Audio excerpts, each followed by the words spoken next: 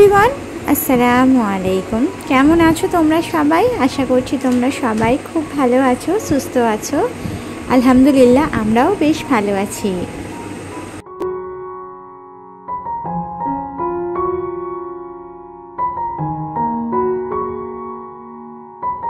তো আজকের সকালটা একটু দেরি করে শুরু করেছি, কারণ আজকের হচ্ছে আমার হাজবেন্ডের ছুটি, তাই সকালবেলা কোনো রকমের কোনো তাড়াহুড়ো করে ব্রেকফাস্ট করার ঝামেলাটা নেই।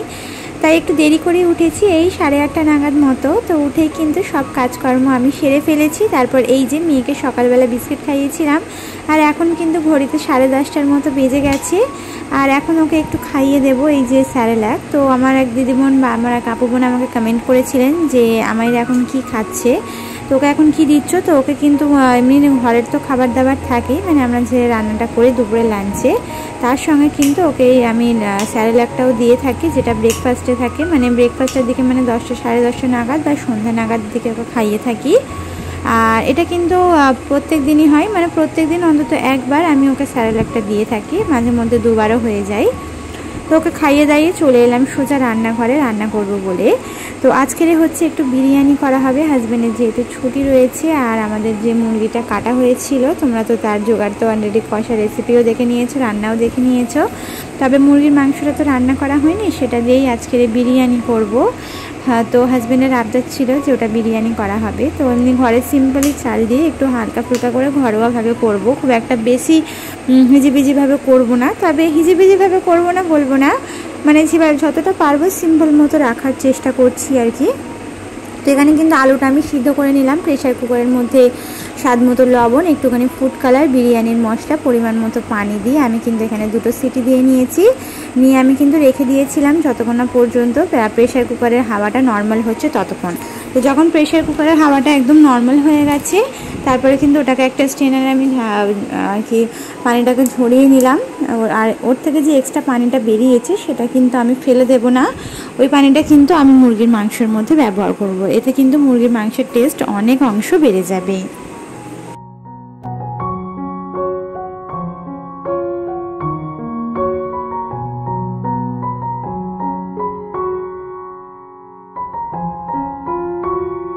তো এদিকে কিন্তু আমি ভাতটাও বসিয়ে দিলাম। তো ভাতের মধ্যে এখানে আমি দিয়েছি লং, তেজপাতা, এলাচ, দারচিনি পরিমাণ মতো করে দিয়েছি। যতটা পরিমাণে পানি ব্যবহার করেছি সেই পরিমাণ অনুযায়ী কিন্তু সব কিছু দিয়ে দিয়েছি, সাথে স্বাদ মতো লবণও ব্যবহার করেছি। দিয়ে আমি এখন পানিটা গরম হওয়ার জন্য রেখে দিলাম, আর চালটা অবশ্যই দিয়ে আমি ঢাকা দিয়ে দিলাম। এদিকে ভাতটা হতে থাক, আর এদিকে কিন্তু আমি মুরগিটার তৎক্ষণ প্রিপারেশনটা করে নিই। তো সব থেকে প্রথমে আমি সাদা তেলের মধ্যে মুরগির মাংসটা স্বাদ মতো লবণ আর একটুখানি ফুড কালার দিয়ে খুব ভালোভাবে একেবারে লাল লাল করে ভাজা ভাজা করে নেব। তারপরে কিন্তু আমি মশলাটা কষাবো। তো বিরিয়ানি করার ক্ষেত্রে হোক বা এমনি হোক, মুরগির মাংসটা ভেজে রান্না করলে বেশি টেস্ট হয়, অধিকাংশ টেস্ট কিন্তু বেড়েই যায়। হ্যাঁ, তো সেই কারণেই আর কি এইভাবে রান্নাটা করছি। তো এর আগেও অনেকবার আমি রান্না করেছি যদিও, তবুও এইভাবে করিনি। তো ভাবলাম একটু অন্যরকমভাবে করা যাক, আজকের একটু অন্যরকমভাবেই রান্নাটা করব। যাই হোক, এখানে কিন্তু তোমাদের একটা কথা মনে করিয়ে দিই। তো যারা আমার চ্যানেলে নতুন এসেছো, আমাকে প্রথমবার দেখছো, আমার ভিডিও দেখতে তোমাদের যদি একটুও ভালো লেগে থাকে, তাহলে অবশ্যই আমার চ্যানেলটিকে সাবস্ক্রাইব করে পাশে থাকার অনুরোধ রইল। এতে করে যেটা হবে, আমার ভিডিও ছাড়া মাত্রই তোমাদের কাছে নোটিফিকেশানটা পৌঁছে যাবে। আর যারা অলরেডি কাজটা করে দিয়েছো তাদেরকে অসংখ্য ধন্যবাদ।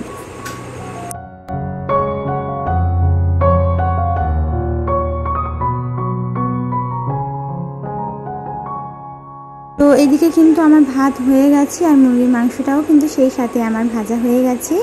তো এবারে আমি মুরগির মাংসটা তুলে নিচ্ছি। আর এই যে ভিডিওটা, সেটা কিন্তু আমি 15ই আগস্টের আগের দিনকে, অর্থাৎ বুধবার নাগাদ আমি শ্যুট করেছি, আর 15ই আগস্টের দিনকে তোমাদের সামনে আমি পোস্ট করলাম। তো অ্যাকচুয়ালি এই যে দিনটা, সেটা কিন্তু 15ই আগস্টের দিন নয়, 15ই আগস্টের ভিডিও 15ই আগস্টের পরের দিনকে তোমরা পাবে। এটা হচ্ছে তার আগের দিনকে, যেহেতু ওই দিনকে ভিডিওটা আমি পোস্ট করলাম, তাই সেই হিসেবে কিন্তু তোমাদের আগাম আর কি আমি স্বাধীনতা দিবস আমি জানিয়ে দিয়েছি। তো এই কারণে আর কি স্পেশাল কিছু হলো, তো তাই স্পেশাল দিনে ভিডিওটা আপলোড করতে পেরে বেশ ভালোই লাগছে। তো যাই হোক, এখানে আমি মুরগির মাংসটা তুলে নিয়ে, ওই তেলের মধ্যে অনেকটা তেল বেরিয়েছে, তো আরও কিছুটা সরষের তেল আমি ব্যবহার করেছি। সরষের তেলের কারণে কিন্তু টেস্টটা অনেক বেশি বেড়ে যাবে। তারপর আমি বেশ কিছুটা পরিমাণ এখানে পেঁয়াজ দিয়েছি। এর মধ্যে আমি পেঁয়াজটা যখন একটু হালকা ভাজা ভাজা হয়ে যাবে, অর্থাৎ কাঁচা ভাবটা চলে যাবে, তখন আমি এর মধ্যে দিয়ে দিলাম আদা রসুন বাটা। দিয়ে আবারও কিছুক্ষণ আমি লাল লাল করে ভেজে নেব। মানে আদা রসুন বাটার যে একটা কাঁচা কাঁচা ভাব বা গন্ধ, সেটা যখন চলে যাবে আর খুব সুন্দর একটা গন্ধ ছাড়তে শুরু করবে, তখন আমি এর মধ্যে সব রকমের মশলা অ্যাড করে দেবো। তো মশলার মধ্যে আমি লবণটা ব্যবহার করিনি, যেহেতু মুরগির মাংস ভাজার সময় আমি লবণ দিয়েছি। আর আলু সিদ্ধর যে পানিটা, সেটার মধ্যেও লবণ আছে, তাই আমি এখন লবণটা দেব না। তো এখন শুধুমাত্র হলুদের গুঁড়ো, লঙ্কার গুঁড়ো এবং জিরা মরিচের ধনিয়ার গুঁড়াটাই দিচ্ছি। আর যখন কষাতে শুরু করব, তখন একটুখানি বিরিয়ানির মশলা দিয়ে দেব। আর যখন একদম শেষে হয়ে আসবে, তখনও কিন্তু আমি লাস্টে বিরিয়ানির মশলাই ছড়িয়ে দেব।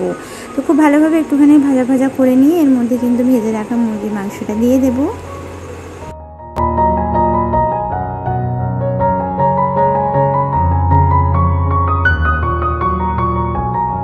তো আমার অনেক দিদি বোনেরই অনেক রকমের কমেন্ট থাকে, সেই কমেন্টের উত্তর সব ভিডিওর মাধ্যমে দেওয়া কিন্তু সম্ভব হয়ে ওঠে না।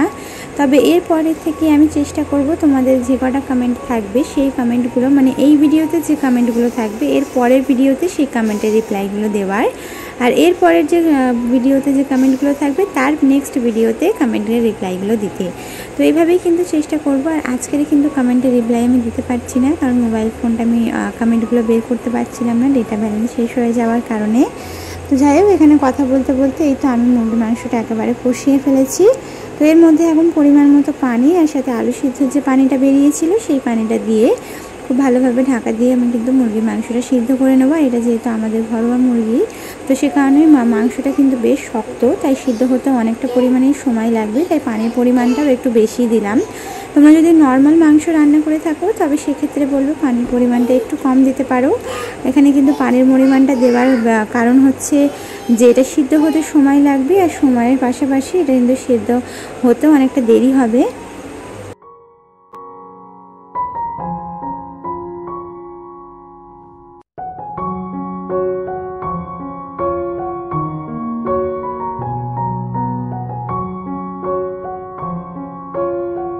যতক্ষণ মুরগির মাংসটা হয়েছে তার মধ্যেই কিন্তু আমি অনেক কাজকর্মই সেরে ফেলেছি, যেমন রান্নাঘরটাকে হালকা ফুলকা করে ক্লিন করে ফেলেছি, গোসল ছেড়ে নিয়েছি, আর সেই সাথে কিন্তু আমি একেবারে ঘর দালান উঠান পাত ঝাঁটু দিয়ে নিয়েছি। তো এবারে কিন্তু ফাইনাল প্রিপারেশনটা শুরু করে দিচ্ছি। ফাইনালের মধ্যে একটুখানি দুধ নিয়ে নিয়েছি আমি, পাউডার দুধটাই গরম পানির মধ্যে গুলিয়ে তার মধ্যে একটুখানি ফুড কালার আর মিঠা আতর দিয়ে একটা সুন্দর আর কি রেডি করে রাখছি, সেটা ভাতের মধ্যে আমি দেব। তো এখানে কিন্তু এই যে আমার মুরগির মাংসটা একেবারে রান্না হয়ে গেছে, কষানো হয়ে গেছে, এই পর্যায়ে কিন্তু আমি নামিয়ে নেব। তবে নামানোর আগে বিরিয়ানির মশলা দিয়ে আর 2-1 মিনিট ফুটিয়ে আমি নামিয়ে নেব, নিলেই কিন্তু হয়ে যাবে। তারপর ভাতটা সাজাতে চলে যাব।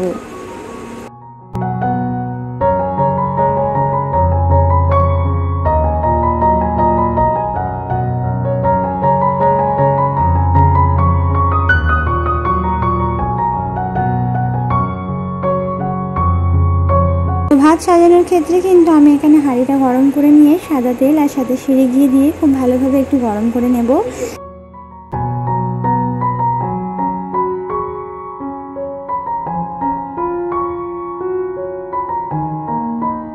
তো এর আগে বেশ কয়েকবার কিন্তু আমি তোমাদের সাথে বিরিয়ানির রেসিপি শেয়ার করেছি অলরেডি, তবুও কিন্তু যতবারই রান্নাটা করতে বসি কেন জানি না মনে হয় ক্যামেরাটা অন করি, তোমাদের সামনে তুলে ধরি। তো যাই হোক, এখানে এবার আমি বিরিয়ানিটা সাজিয়ে নিচ্ছি। তো নিচে আমি আলু এবং কিছুটা পরিমাণে মুরগির মাংস দিলাম, তার উপরে আবার ভাত দিয়ে দেবো, তার উপরে আবারও একবার আলু সাথে মুরগির মাংস দেবো, আর আরেকবার ভাত দেবো। তো এইভাবে আমি 3টে লেয়ার করি।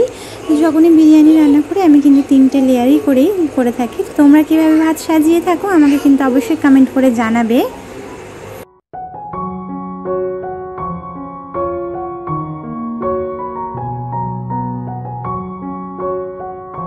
তো এখনও পর্যন্ত যারা আমার এই ভিডিওতে রয়েছে তারা কিন্তু অবশ্যই আমার এই ভিডিওতে একটা লাইক করতে ভুলবে না। তোমাদের একটা লাইকের কারণেই এই ভিডিওটা আমার অনেক দিদি বোনেদের কাছে পৌঁছে যেতে সাহায্য হবে।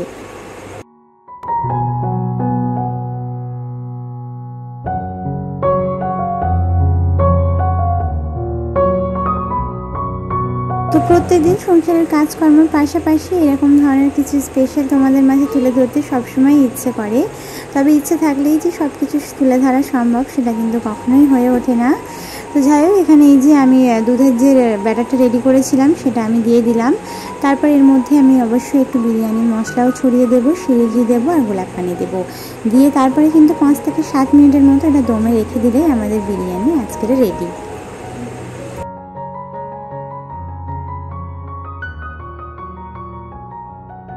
যে চালটা দেখতে পাচ্ছ এটা কিন্তু নর্মাল চালেরই আমি করেছি, মানে আমি প্রত্যেকদিন যে ভাত খেয়ে থাকি চালের সেই চালেরই করেছি। স্পেশালভাবে চাল আমি কেনাইনি, যেহেতু ঘরেই খাওয়া হবে সে কারণে আর খুব একটা স্পেশাল করতে গেলাম না। তো নর্মালভাবেই বানানোর চেষ্টা করেছি। তো এই যে উপর থেকে একটু গোলাপ পানি ছড়িয়ে দিলাম, দিয়ে এবার এটাকে 7 মিনিটের মতো দমে রেখে দেবো। দিয়ে তারপরে আমরা খাওয়া দাওয়া করতে বসে পড়বো।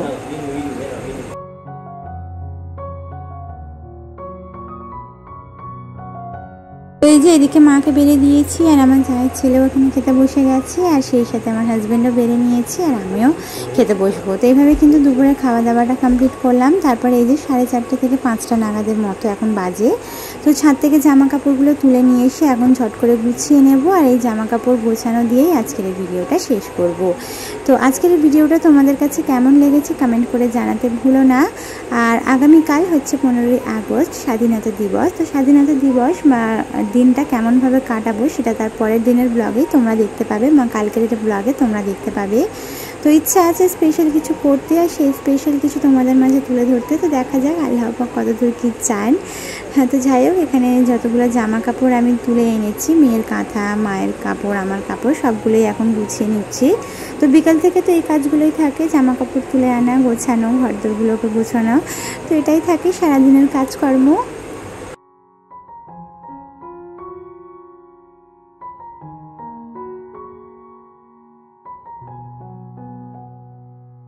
তো আসলে প্রত্যেক দিনের আমাদের সংসারের এই যে মেয়েদের একটা রুটিন বা একটা সীমাবদ্ধতা, সেটাই 4 দেওয়ালের মাঝখানেই বন্দি থাকে।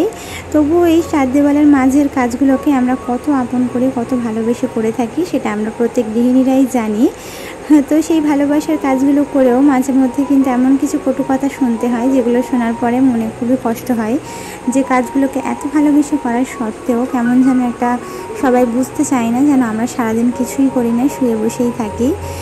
তো কী আর করা যাবে, এই কাজগুলোর জন্য কোনো মূল্যই নেই, কারণ এই কাজগুলো করলে তো আর আমরা কোনো টাকা পয়সা পাই না। সেই কারণে এই কাজগুলো করেও আমাদের কোনো নাম হয় না, শুধু এটাই শুনতে হয় যে সারাদিন সংসারে কী আর করো। তো যাই হোক, আর বেশি কিছু বললাম না। এখানে জামা কাপড়গুলো ঝট করে গুছিয়ে নিয়ে, ঘরদোরটা গুছিয়ে নিয়ে, আর মেয়ে কিন্তু এখানে ছাদে রয়েছে মায়ের সাথে। তো মা ছাদে হাঁটাহাঁটি করছে, তো ওখানেই মেয়ে রয়েছে, মায়ের সঙ্গে রয়েছে। তো সেই ফাঁকেই আমি এখানে ঘরদোরটা ক্লিন করে নিলাম। তো আজকের ভিডিওটা এ পর্যন্তই ছিল। আশা করছি পরবর্তী ভিডিও পর্যন্ত তোমরা সবাই সুস্থ থাকবে, ভালো থাকবে। আল্লাহ হাফিজ, আসসালামু আলাইকুম।